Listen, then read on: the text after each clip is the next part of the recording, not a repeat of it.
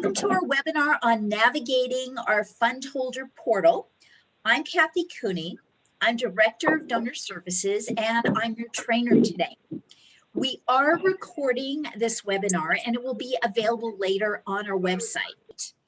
But the most important thing for you to know about this portal is that when you go to the portal, make sure you're using Google Chrome as your browser.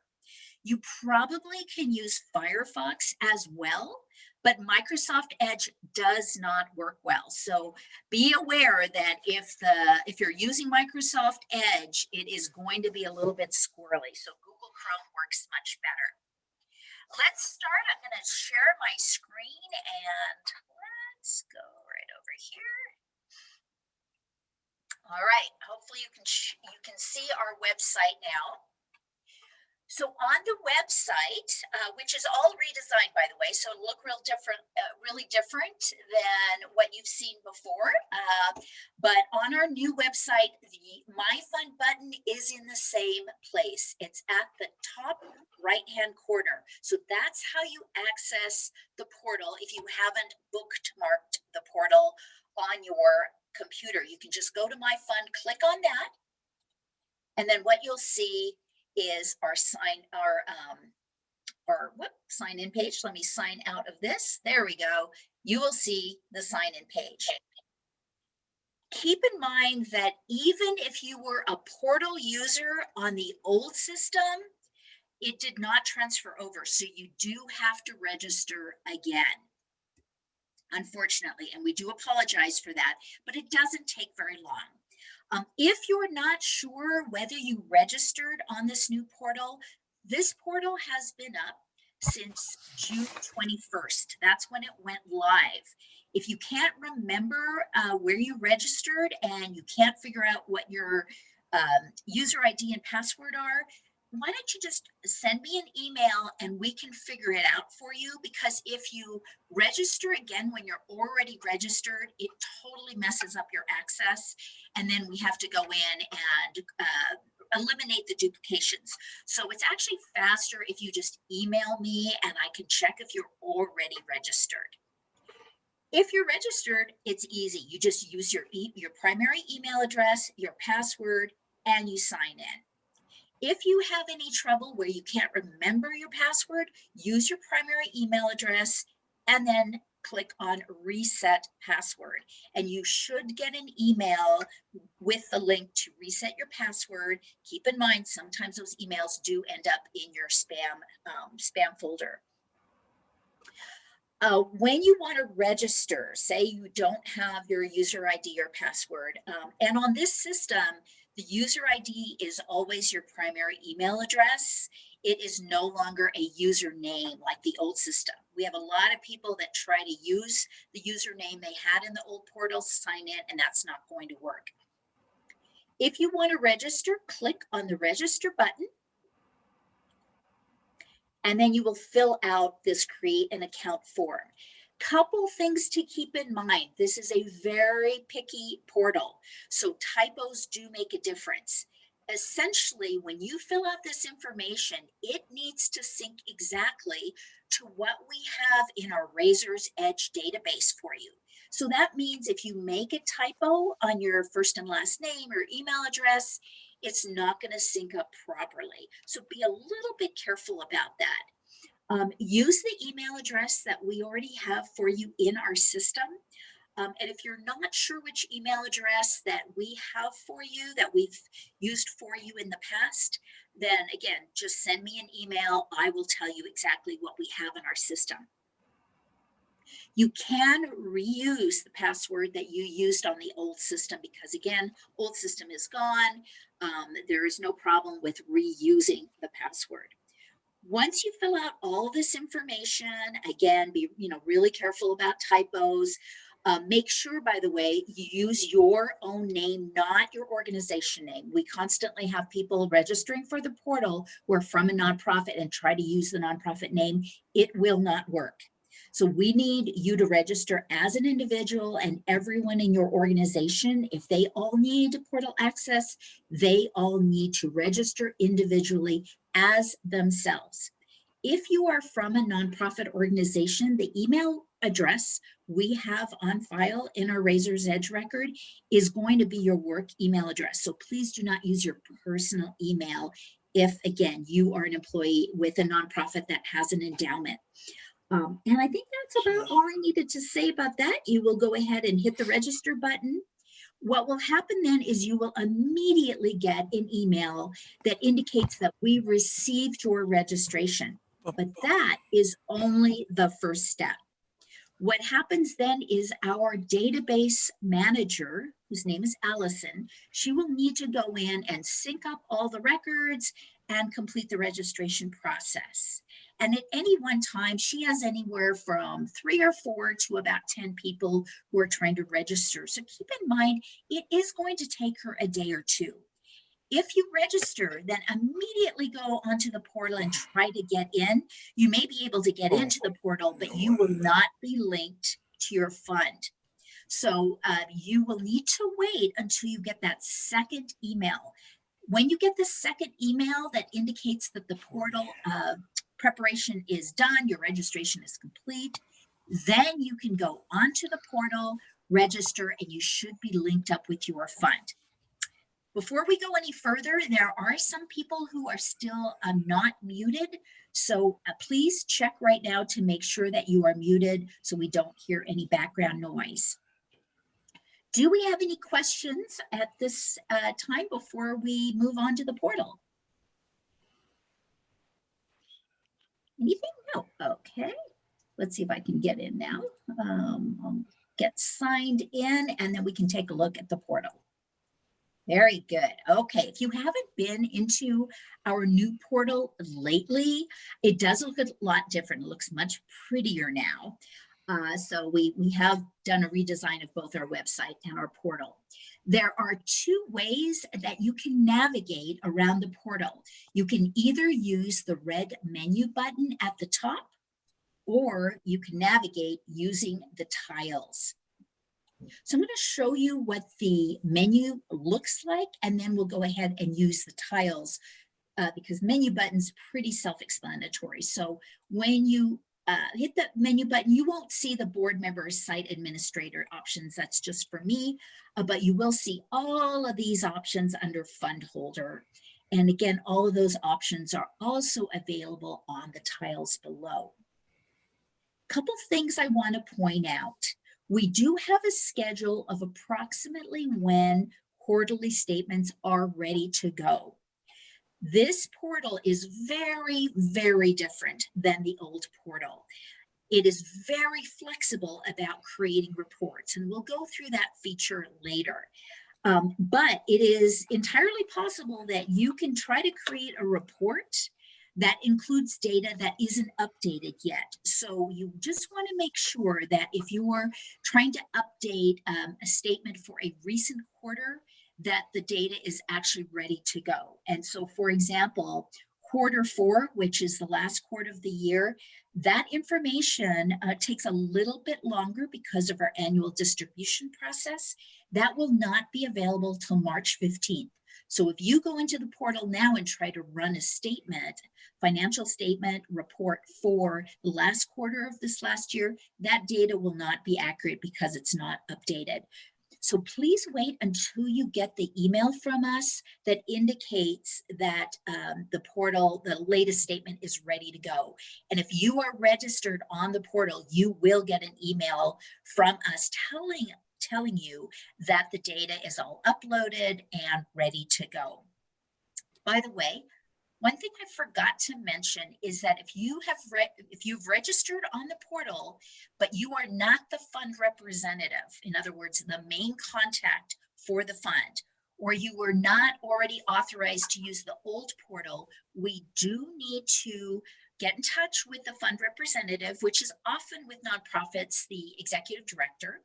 And we need to get authorization to add you to the portal. So that may take a little bit of extra time to expedite that. If you're registering for the portal, you're a new user, perhaps we don't even have you in our database yet, just have the fund representative, again, usually the executive director, send us a real quick email saying that he or she is authorizing you to be a portal user, and that will save some time. But once you're a portal user, then you will get those automated emails every time a new quarterly statement is ready to go. And if you're not sure again about when that's happening, you can look at this calendar. Moving along, the fund summary tile is one that everyone uses because that is the one that indicates, what you have in your fund and what you have as an available balance. I am going to select a fund out of our millions of funds. Let's work with the Women's Foundation today as our sample fund. So the fund summary screen, we're going to go into in great detail, along with the grant summary screen later on in the presentation. We're going to go over the grant recommendation portion in great detail. So I'm going to go through the other tiles, get them out of the way first. The contacts tile, that's where my contact information is. So I am your go-to person at the foundation, regardless of what the issue is. It could be a portal issue. It could be a question about your statements. It could be a question about distributions. It could be a question about changing fund reps. It really doesn't matter what the problem or question is. I am your go-to person because I'm here to take care of everyone that has a fund at Montana Community Foundation. Also, we have a pretty big staff now. We have about, I think right now we have about 16 or 17 people working for us, and we're, continuing to grow. So it does get a little bit confusing about how to call. Or who to call. So just to make it easy, keep in mind, you can call me first or email me. I've been around longer than anyone else. I've been at the Community Foundation, Montana Community Foundation, for 16 years. I've been in the Community Foundation field for about 23 years. So usually I can answer your questions. If not, I will know who to direct you to. So that is why my information is here. Also, there is a link to the Portal Quick Start Guide. So if you want to print out the directions on how to navigate the portal, that is available on that tile.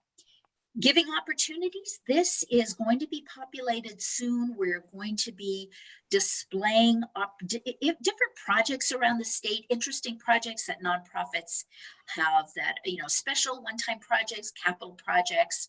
So if you're a donor advisor, that information is going to start populating on this tile. And if you are a nonprofit that has a special project that you're starting or a capital campaign that you're starting and you would like to be featured under giving opportunities, go ahead and email me, and we should be launching that fairly soon. Under grant history, you can also find the grant history or distribution history under grant summary. If you're a donor advisor, the grant history will give you an idea of all the grants you've made in the last 5 years. Because we have so much data, we're only leaving 5 years worth of data on the portal. So you'll be able to see the grants you've made in the last 5 years. If you're a nonprofit and you receive an annual endowment distribution, either one or more distributions on March 1st of every year, the grant history will actually show you the list of those annual distributions if you just want to get an idea of what that amount usually is. Under the gift history, that is history since inception of the fund. So you should be able to go in this grant history, and let's just see what it says. Oh, wait, no, what? We don't want to do that. I'm just thinking. Okay. Back to that tile. I don't want to open up the gift history on the Women's Foundation because that is all confidential information. But if you go to the gift history screen for your own fund, you will be able to see all the folks that have given to your nonprofit's endowment, or if you want to go check the contributions you've made to your own donor advised fund, that would be under gift history. The one caveat, and this is really confusing for people, I get a lot of questions about this, is where can I see that planned gift that we have coming to our organization? Or where can I see that contribution I made last year for the tax credit? Keep in mind that planned gifts are in their own separate fund. You will not see that planned gift in your fund under gift history until the planned gift has actually terminated and your nonprofit endowment has actually received the money from that gift annuity, or your donor advised fund has received the planned gift that you made, 5-6 years ago. So keep in mind, it's in a separate fund. None of our planned gifts are available on the portal. Those are not active funds. They are invested, and so they're active in that they're growing, but they're not active in terms of being able to do something with them. You can't get a distribution from them. You can't make a grant from them. You really can't do anything with them. So we don't put them on the portal. We have hundreds and hundreds and hundreds of planned gifts, and we don't want to clutter up the portal and slow it down with funds that you really can't do anything with. Any questions so far about any of that? Nothing so far. Good. Okay. Last thing before we get into the weeds with these tiles is the news feed. And so any important announcement, we'll put it on the news feed. If you click on the link, you will go to our website where we have a lot of news stories. If you go to the very bottom, if you enter your email address, you can sign up for our monthly e-newsletter. And if you aren't already subscribed to our monthly e-newsletter, which is called Infinity, I strongly recommend it. In addition to the really feel-good stories about philanthropy from around the state, we also post important information about new developments around philanthropic giving in terms of your taxes, information from the IRS, information from the state of Montana regarding the endowment tax credit. So that's all really important information if you're either making gifts where you want some tax benefits, or you are a nonprofit and you're trying to share that information with your donors. So it's good to keep up on all of that. Kathy, I do have a quick question. Yeah. If I'm not yet certified as the main contact for the organization, would that be the reason why my menu option is not expanding? Oh, so you're not seeing the full menu options under Fundholder? Well, just in general, when I click on menu, nothing is coming up. Okay, and you are registered for the portal? I just emailed you, but yeah, I am now. I got in and I got into my organization, but I'm not the main contact. That could be. It could be that you're not linked yet. So what I'd like to do, why don't you send me a chat with your information, or send me an email, and I will respond to you right after the webinar is over. So probably email is the best. So ccooney@mtcf.org. Excellent. And we'll make sure we get that straightened out. Thank you for letting me know.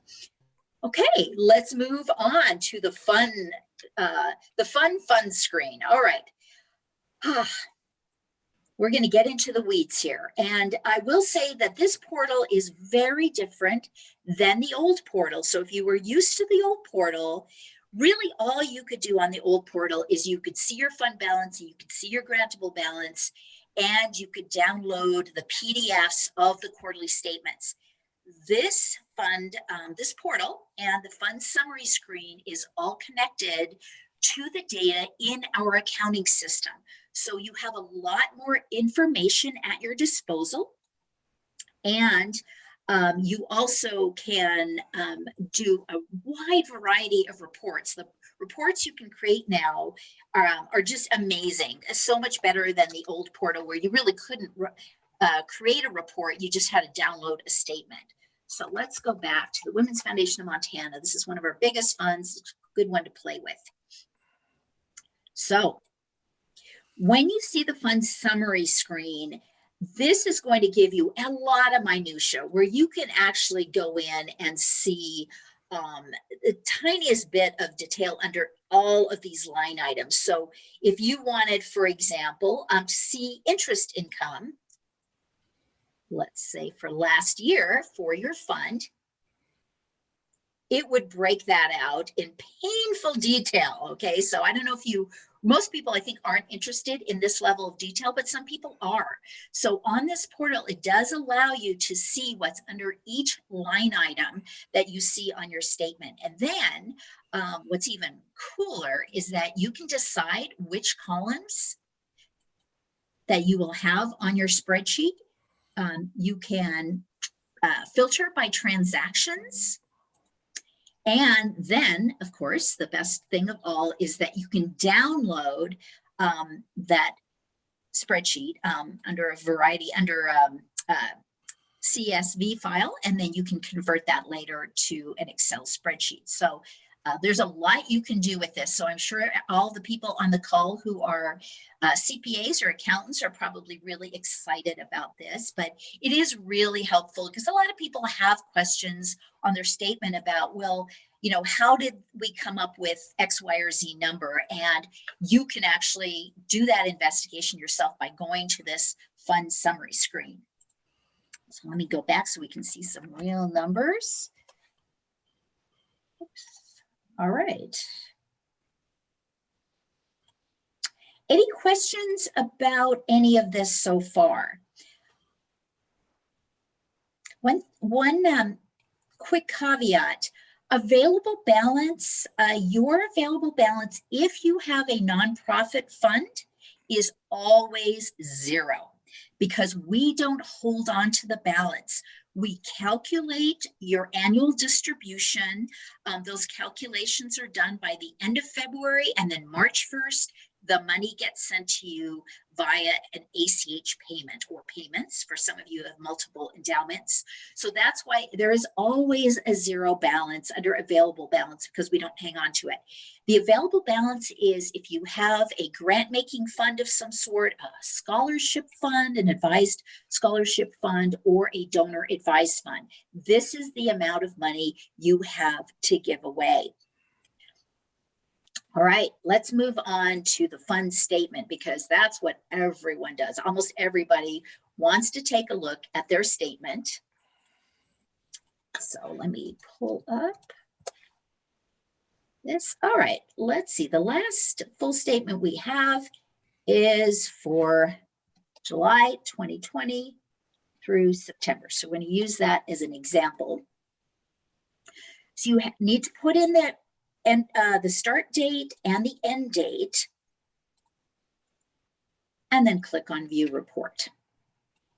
So you're not just downloading a statement anymore. You actually create a statement, which means that you can play with, play with all these numbers. So for example, for this time period, 3-month time period, for the Women's Foundation, you can see that they made some grants, they earned some income, they had a big jump in their realized gains because third quarter was a good quarter for us. So what then the program officer for the Women's Foundation can do is they can then download or export as a PDF or a CSV or as an Excel spreadsheet. You've got a lot of options here, but you do want to, some people try to download this without going through that little button, and you really can't do it. You have to go to the button and choose which format you want for the downloads. But what's really neat then is just for fun, you can start changing the dates. And if you want to see 10 years worth of data, let's take a look at 10 years worth of data and see what that looks like. Okay. All right, you can see the numbers for 10 years worth of, oh, yep, that was 10 years worth of data, a little bit more. So any question about creating the statement or exporting it? Anything at all? I think it's pretty self-explanatory. It's just really a matter of finding it. And again, if you go to the fund summary screen and then go to at the fund statement link at the top of that screen, it'll take you right to this section. All right, let's move on now, and we will go to the grant. Oh, you know what? We're not ready for this. Let's go back to the home. All right, now I want to show everyone what is available on the grant summary tile. If we go to the grant summary tile, you should be able to go to grant history. And let's pick out a nonprofit fund. Okay, I'm in Big Fork, so I'm going to pick out a Big Fork organization. Let's try the Center for Performing Arts. They're a really old fund at Montana Community Foundation, very successful fund. So what you will see when you go to grant history, if you're a nonprofit, is you will see the history of distributions over time that you have received from your endowment. Okay, so you won't see grants that we've given. For example, we have a lot of nonprofits that receive grants from us, from donor advised funds. And then you also receive distributions from your own endowment at Montana Community Foundation. But if you go to the portal under grant history, you're only going to see the distributions from your own fund. You're not going to see the grant history of what we've paid out to you over the years. If you ever wanted that information, we can pull that out of our grant making database. And so you just need to send me an email and I'll make sure we run that report for you and get it for you, because it is quite interesting. A lot of people are surprised at how much money they get from Montana Community Foundation from various funds over the years. So any questions from any of our nonprofits about how to access your gift history, your grant history, or your financial information? Anything at all? All right. Wow, I must be really good at explaining things. Well, this is pretty much the end of what we were going to present to our nonprofit partners. I just want to say one more thing before I let all of you go. And if you got a donor advised fund, don't leave yet, because we're going to go over the grant recommendation portion. But if you have a nonprofit fund and you would like some help the first time you go into the portal and start navigating, I am always available by phone, and it is super easy to go over it with you by phone, or we can do a quick Zoom call and I can share my screen. But even though we have the Quick Start Portal Guide, we've done this webinar, I find that it's, and I'm the same personally, I need to actually get in there myself and start navigating before it really sinks in. So it's really helpful to have a partner there with you the first time you go in there, you try to run a report, especially if you've got some time constraints, your CPA is waiting for your fund statement, you're under some time pressures, call me and we can do it together. That way you don't have to waste a lot of time making errors. So I am, again, always available. I will give you my cell phone right now because I'm not working in my office because of COVID, but you can leave a message on my office phone and I get that message immediately through an email announcement, and then I can call you right back. Or if you want to call my cell phone, it's 212-7243. Again, 212-7243, and I'm available anytime. Well, thank you for joining us today. Cathy? I'm sorry, what was that? Peggy has a question in the chat. Yes. Okay. She said, we used to see donors on this portal. Is that still available? Yes. If you go, I didn't want to bring up the grant history for any specific fund because the donor information is, private and confidential. But if you go to gift history, you will see, and then you just enter which fund you want to see the history for. You will see the names of your donors and the gift amounts and the date. I just can't go into that screen right now because of confidentiality. Does that make sense? And Yeah, Peggy, so I think what Cathy was just saying, if you want to schedule some time with her to walk through that stuff so you could find it, then you guys could do it one-on-one and see your information. Yep, and you can download it as well into a report. And again, the grant history or distribution history is only 5 years worth of history, but the gift history, we know how important it is for you to see your full gift history so you can cultivate those donors and thank them for supporting your endowment. So we go back to inception, and some of our funds are 30 years old now. You will see your full history on the gift history section. So if you need any help with that, give me a call, but the donor information is there for you. And then one more thing, Allison, our database manager, is on the call, and we are really excited. We had 10 new people sign up just today for the portal. Wow. But we want to let you know that because she will have to take the time to merge all of your information from our database to your account, it may take a little longer and getting access.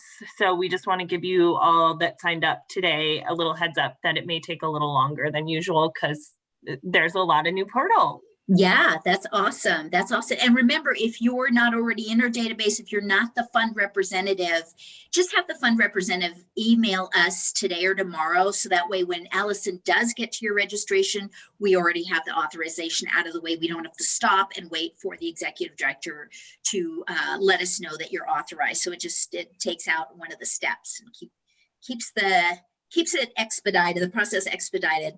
Okay, if you are a local community foundation or a nonprofit, you're pretty much done for today. Thank you for joining us. And the next portion, we're going to go into making grants. So let's go back to, you can either access this through recommend a grant, or we'll also go to the tile so you can see how that works. But if you're a donor advisor, you want to scroll down to make a grant recommendation. And I will, let's see. All right, here we go. So you will see your fund name here along with an available balance. And again, I'm going to go in and enter the Women's Foundation as our grant making fund for the day so we can see some real numbers and how that works. Okay.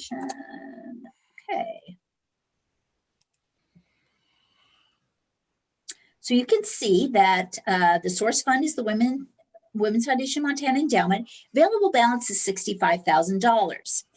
And this available balance is, updated regularly. But the one issue about this portal, unlike the other portal, because it's directly connected to our accounting system, the available balance will not go down as you make the grant recommendations. It will not be reduced until the money is actually coming out of your fund, which means the checks are cut, they go in the mail, you will then see the available balance go down. So if you have, for example, if you're the program officer for the Women's Foundation, you have $65,000 to give away, you have a list of 10 grants to put into the system, you're going to need to keep a running balance of those 10 grants to make sure you're not putting in too many grants, more than you have money for, because that available balance will not change as you enter each grant because it hasn't come out of the fund yet. And the other portal was different because it wasn't connected to our accounting system. It didn't care what was going on with the accounting system. If you saw $65,000 and you put in a $10,000 grant, it would automatically update to $55,000. So this one will not. We have had a few circumstances. It's no big deal where donor advisors made a few extra grants that they didn't realize they were going over their available balance. Especially with non-permanent funds, it's much easier to do that when you have money coming in and out all the time. No big deal. What we'll do if we notice that the account is overdrawn, so to speak, there's no penalty. We just email you and say, which grant would you like us to hold for a while? And then that gives you time to just add more money to your non-permanent fund. By the way, if you have an endowment, a donor advised fund endowment, that available balance will go up after March 1st, because that's when we do all the distributions to the funds that have grantable balances. We do the distributions to the nonprofit endowments that go straight to the nonprofit. So that's when all the fun happens, is on March 1st. So you should see this available balance change shortly after March 1st. You might want to give it a few days, but if you're wondering when you're going to get more money from your fund to spend, if it's an endowment and you just get a new pot of money once a year, that's the magic date, is March 1st. Okay, so let's talk about how to make a grant First of all, the hardest part is just figuring out how to find the recipient. We don't want you to have to enter the recipient name because we have hundreds and hundreds and hundreds of nonprofits in Montana already in our database. So you should not have to enter that information again. If you're making a grant recommendation to an organization that you have already made a grant to, you can either search all recipients in the database, or to make it even easier, you can search for recipients in your past grant requests. So in other words, this will take you to your own grant history, and then all you need to do, if you're making grants to all the same organizations you've made grants to every single year, it's just a lot faster than doing it one at a time. You just go to the box with the 3 dots, and then you open the recipient, and then go from there. It autofills, and you can enter the new grant information. So let's return here. If you're giving an grant to an organization that you have never given to before, the easiest way to do it, if they're in Montana, they're probably already in our database. So all you have to do is search all recipients in the database. So for example, I know that the Women's Foundation has never given to the Hockaday Museum in Kalispell. So let's put that in. Makes it really easy. You just select, and then it autofills, so you don't have to do anything in terms of entering new information.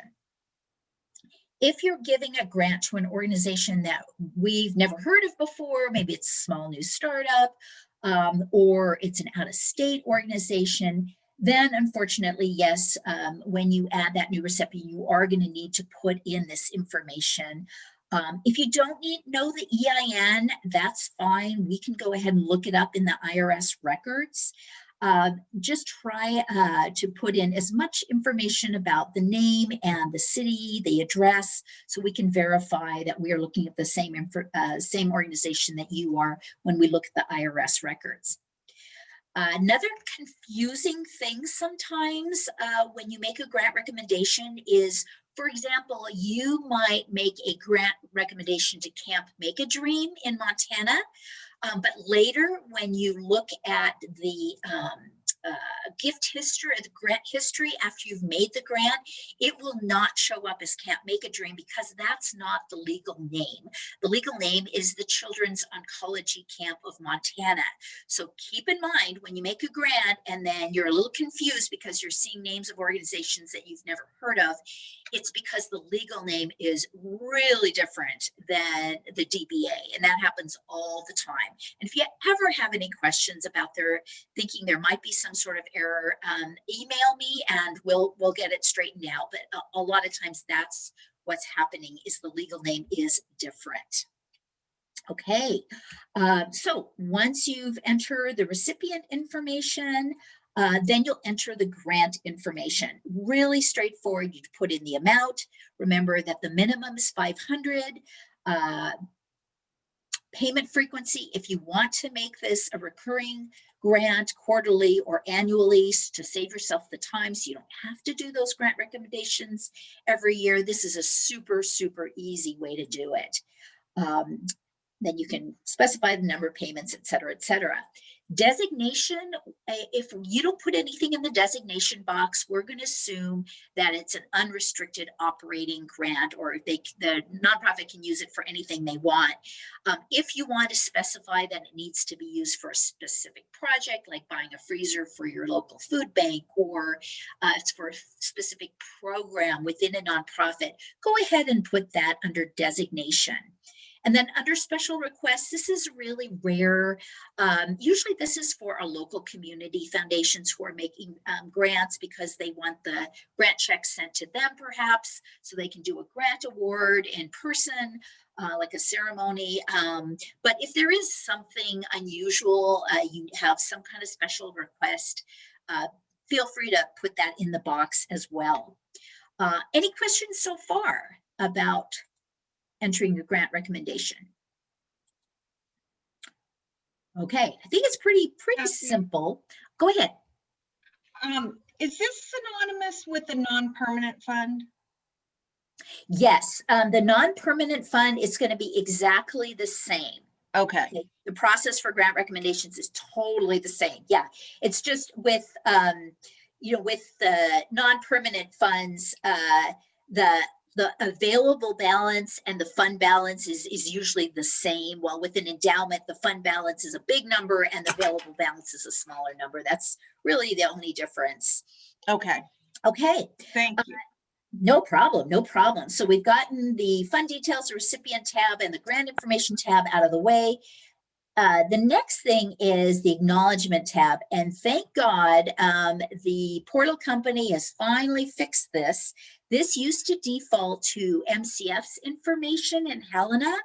And now it should update with your own information, because this is what goes into the letter that goes with the grant check. And what we encourage the nonprofits to do is send you a thank you letter, not a tax ID, a tax acknowledgement letter, because you don't get a tax benefit, obviously, for a grant from a donor advised fund. But we want the nonprofit to be able to thank you personally. So that's why the acknowledgement information goes in there. And now you don't have to fill it out yourself. It should autofill. If it doesn't autofill, please let me know, because we can get that fixed then. But this is going to save everyone a ton of time. I know I went in and entered 11 grant recommendations last month for a donor to help her out. She had just lost her husband. And so I wanted to give her some help. And it took forever. When you get to the acknowledgement tab, it really slows you down if you have to enter that information. So now you do not have to do that anymore. Hallelujah. If you want to be anonymous, super easy. You should be able to just, I don't know why it's not do that, edit. Okay, there you go. You can just click on anonymous if you want to be anonymous. Very, very easy.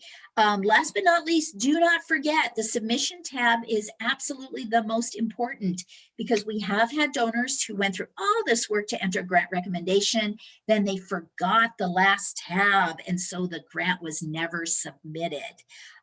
So be sure to click on I agree and submit, and then the grant recommendation will be complete.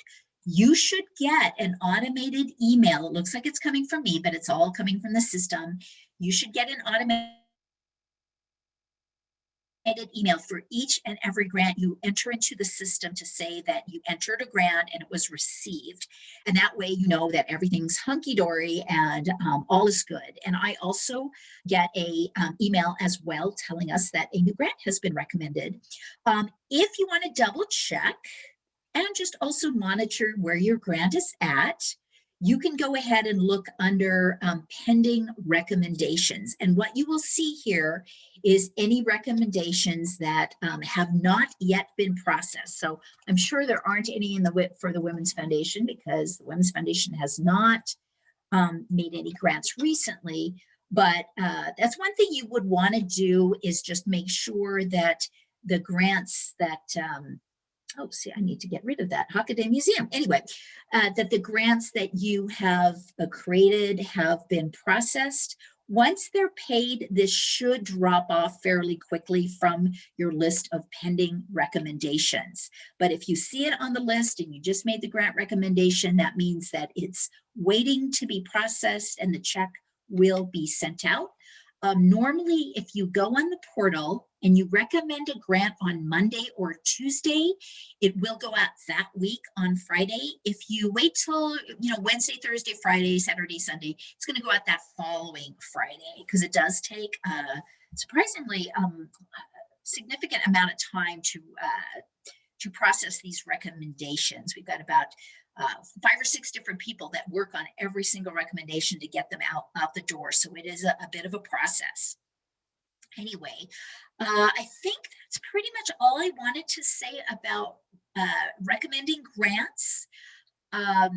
We really encourage people to recommend grants at times of year other than November and December.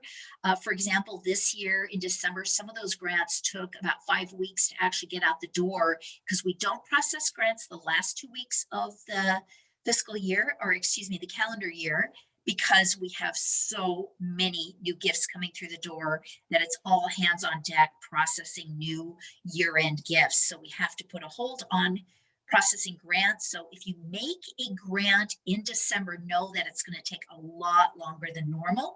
But if you make it any time of the year other than December, you're probably good. It should go out very quickly.